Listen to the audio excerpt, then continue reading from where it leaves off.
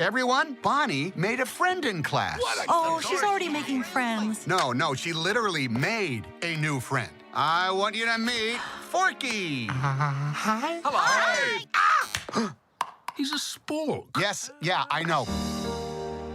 Forky is the most important toy to Bonnie right now. We all have to make sure nothing happens to him. Woody, we have a situation. I am not a toy. I was made for soup, salad, maybe chili, and then the trash.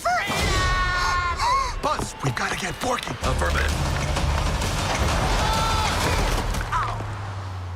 Why am I alive? You're Bonnie's toy. You are going to help create happy memories that will last for the rest of her life. Huh? What? Oh, yeah. Bo?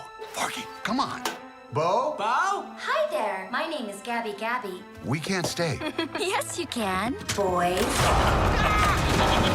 Woody, behind Bo! What are you doing here? No time to explain. Come with me. We need to get back to our kid. Aw, Sheriff Woody, always coming to the rescue. Bonnie needs Forky. Woody, who needs a kid's room when you can have all of this? Wow. Woody, aren't we going to Bonnie?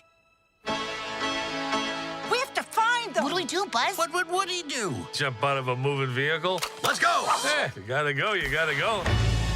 If you should ever leave me.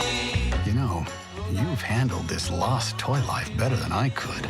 Open your eyes, Woody. There's plenty of kids out there. Sometimes change can be good. You can't teach this old toy new tricks. You'd be surprised.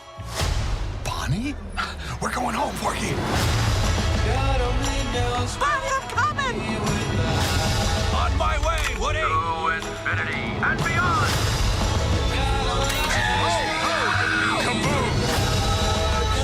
Don't let Woody leave. Kids lose their toys every day. I was made to help a child. I don't remember it being this hard. Woody, somebody's whispering in your ear. Everything's gonna be okay. God only knows what I'd be without you.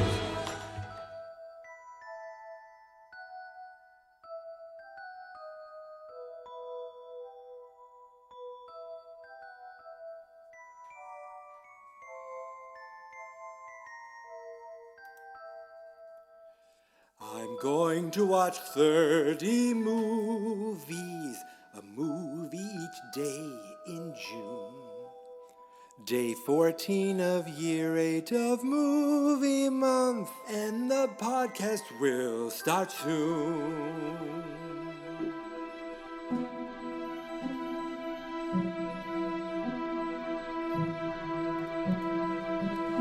He's going to watch 30 movies, some good films and some lowbrow.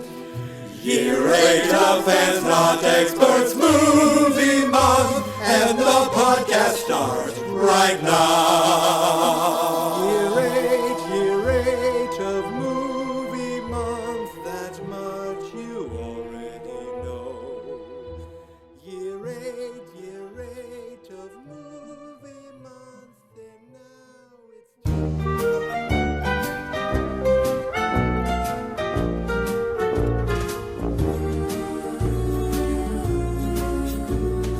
You've got a friend in me. You've got a friend in me. Hey, Han? Han? Quick question. Did you cry at the end of Toy Story 4? Yes. Good. Good. I'm not the only one.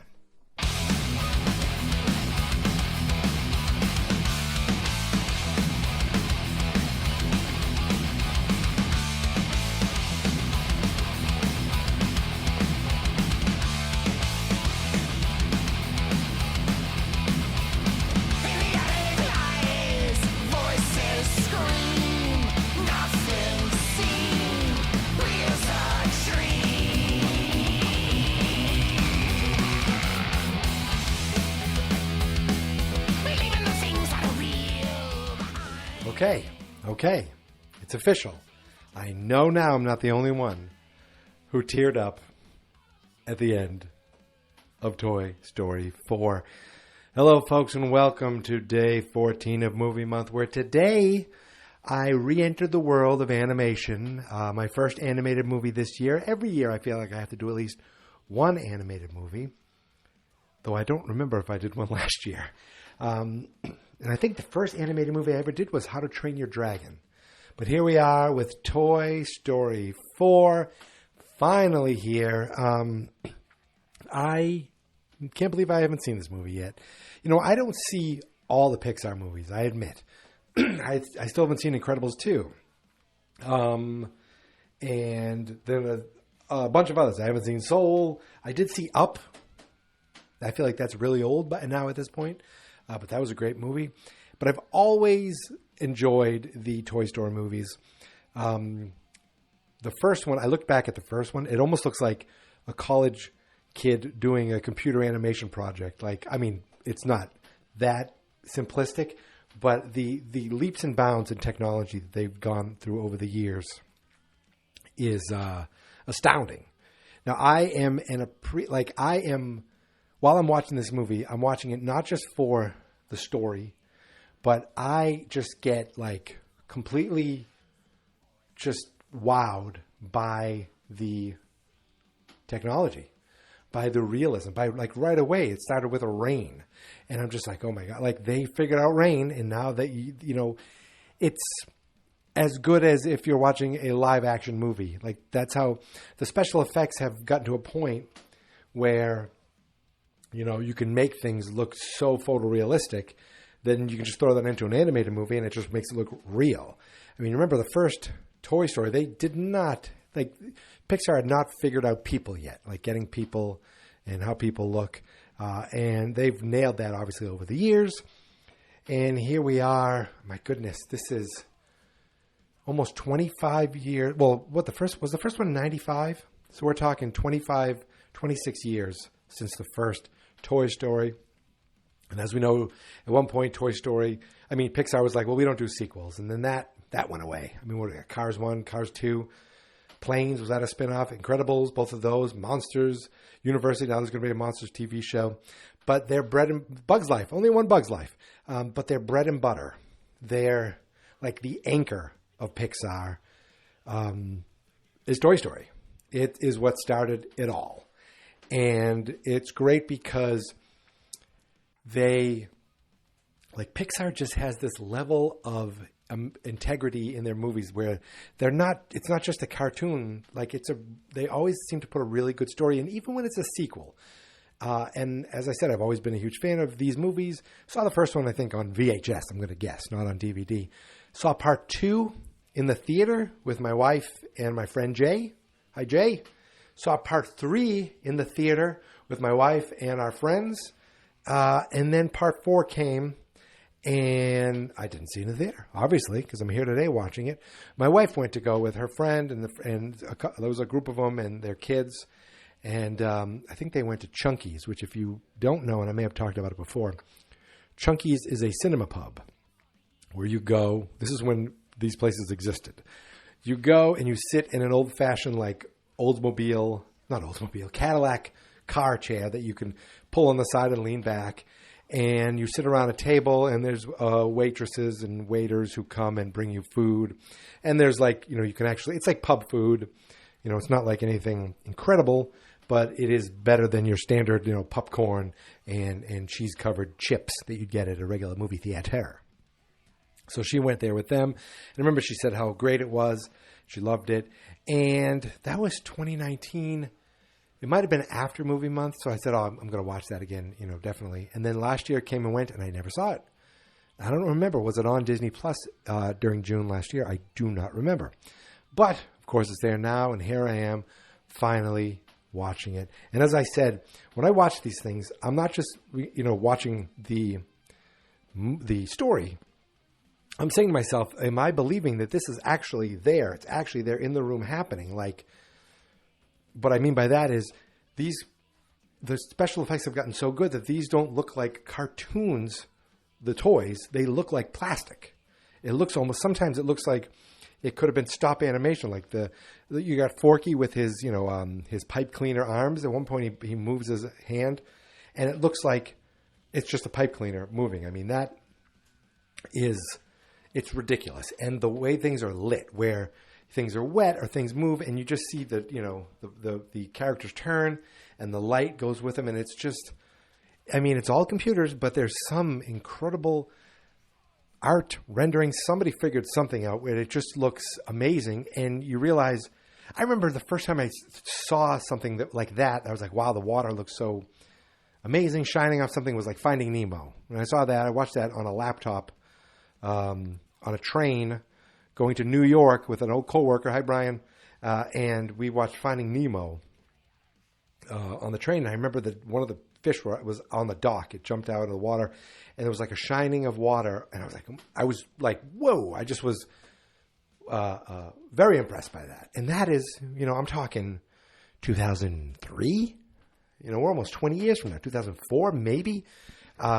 It's just the level, and I haven't seen. I need to watch more of these things. Like, I should watch Soul. I've heard amazing things about it. Do I do 2 animated movies? Do I do two Pixar movies in this year? I don't know. Maybe Soul's a next year movie.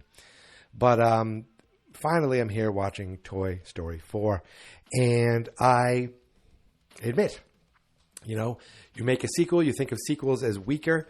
I remember at the end of Toy Story 3, like, tearing up and being like, oh my goodness, what's going on? And they're not with Andy anymore.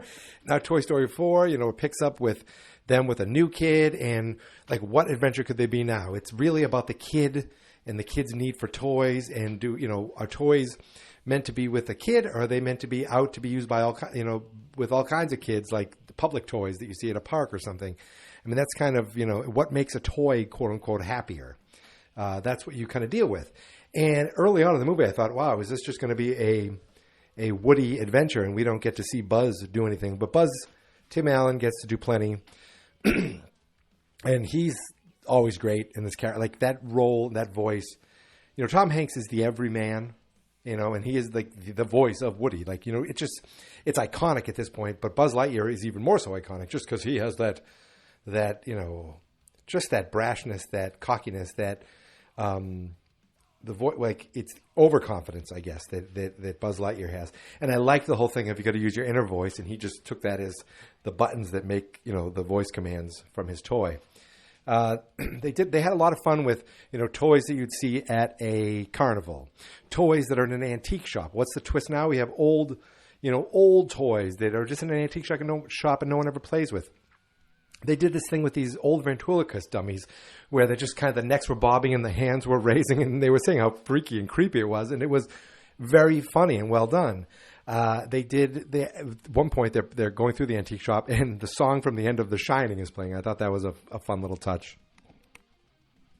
They also had, I talked about like toys that were just at a park in a sandbox, and they're like, we're going to get played with today. Here come the kids.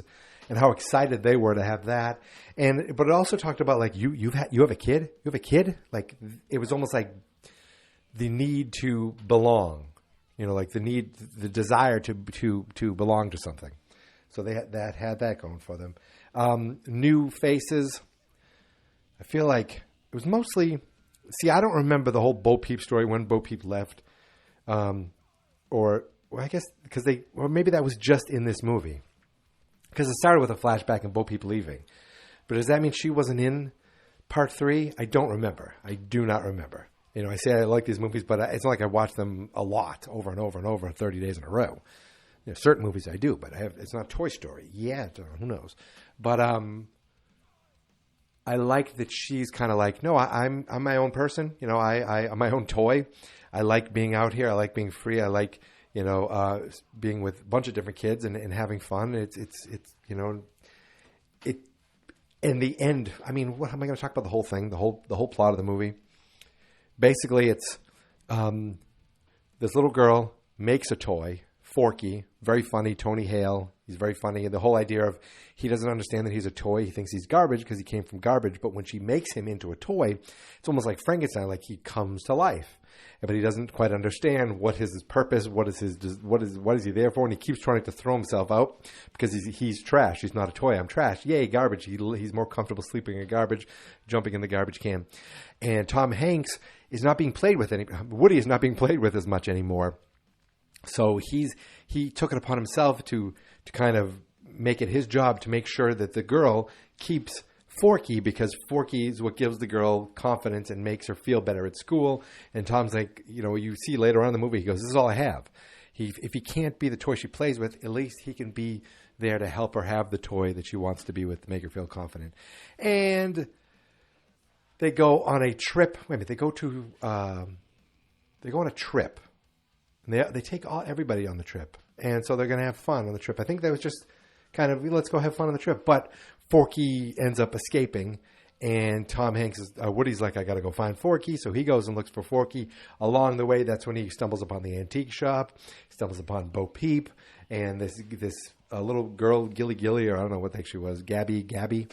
And she wanted to steal Woody's voice box to put it in her because she realizes if I had a voice box, maybe the little girl, the granddaughter of the owner of the shop, will like me. They had a funny thing where this girl is almost like the villain of the movie, where she goes through all this stuff and she uses the ventriloquist dummies and she does all this stuff, and Tom Hanks gives up his voice box to her. He can still talk as a quote unquote alive toy, but the little string that for the children to play with is gone, and he ends up giving it to her so that they'll hand over Forky.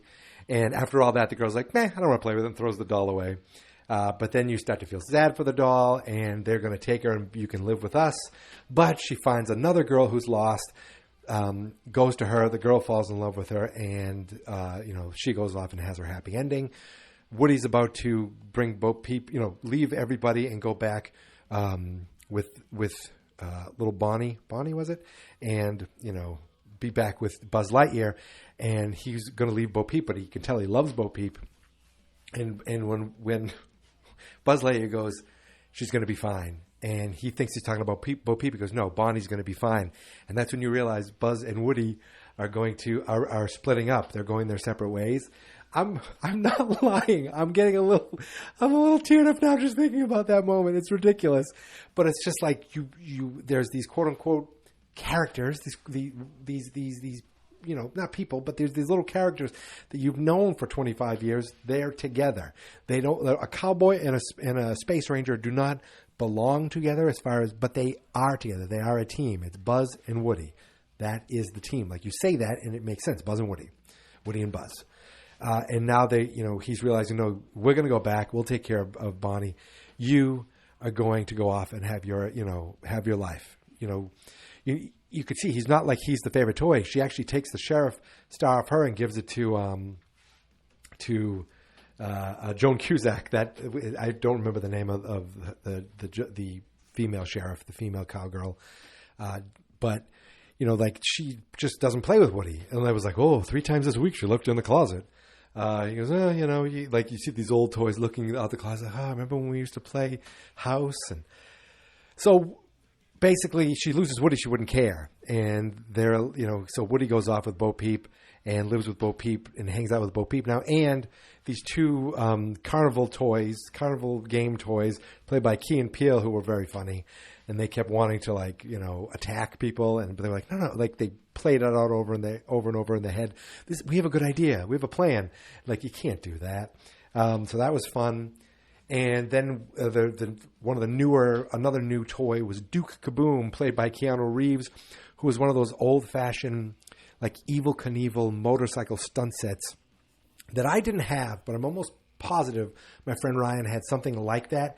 And I don't know if it wasn't like a thing you push up and down, but I'm pretty sure what it was an Evel Knievel thing. It sat on, this is definitely a 70s toy. It sat on this base, and you took this hand crank, and you turned it like a wheel. It was like a crank on the side of this toy, and it spun. So it really spun the tire of Evel Knievel. Then you hit this button, and the car took off, and the motorcycle took off. And that was basically what Duke Kaboom was. But he was from Canada, and there was Canadian, jokes. And the fact was, he didn't really jump that high. It was a commercial. But he was really good at crashing. But he did get to save the day and have one really cool jump at the fair for them to get from a Ferris wheel to escape this carnival. I feel like I've given it sounds ridiculous when you say all these things out loud, but they pulled it off again. You know, I think it's still the same team. I think John Lasseter was still part of the story of these movies, even though I think he's kind of been nudged out of Pixar because I'm pretty positive he's a creep. All these creeps come to life over the last few years. So I don't know if he has anything to do with Pixar anymore, but I'm pretty sure I saw him on the credits in the IMDb. But they just keep reinventing some sort of story with these characters. You know the characters so much, you still get a kick out of the toy coming to life. It's still a great gimmick, and you put these amazing effects, these amazing visual effects, along with a good story with funny characters and this just killer gimmick, as I said, and boom, you get gold again for the fourth time. I mean, the one I don't remember the most is Toy Story 2. Is that the weakest one? I don't even know.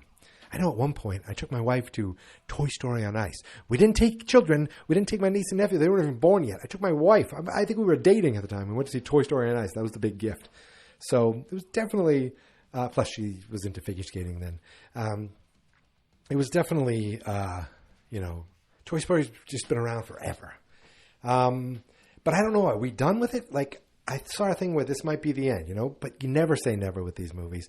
You see these two guys, they could reunite. Something could bring them together. You just never know, because kids grow up and then other kids will take toys. Even though, these toys are old now, even Buzz Lightyear is old fashioned. Someone wants to play with toys. Kids still like to play with old toys.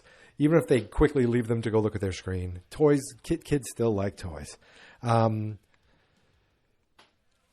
know there is a Buzz Lightyear prequel movie, but it's not even Tim Allen. I'm like, it's Chris Evans going to be like the actual quote unquote Buzz Lightyear that the toys are based off of. But wouldn't it have the same voice? So I'm like, are they pushing Tim Allen out? Are they pushing the old right winger guy out there? And I was like, who cares what his beliefs are if he's still the great performer at these roles? You know what I mean? I wouldn't even know if you didn't see an article or a headline about it. Who gives a crap? He is Buzz Lightyear. So the fact that they're doing this, it's like, is he supposed to be a young version of Buzz Lightyear? If that's the case, okay, then it makes sense to have a different voice, I guess. But if they ever make another Toy Story movie, it's got to be Tim Allen. It's got to be Tom Hanks. They can do these hopefully.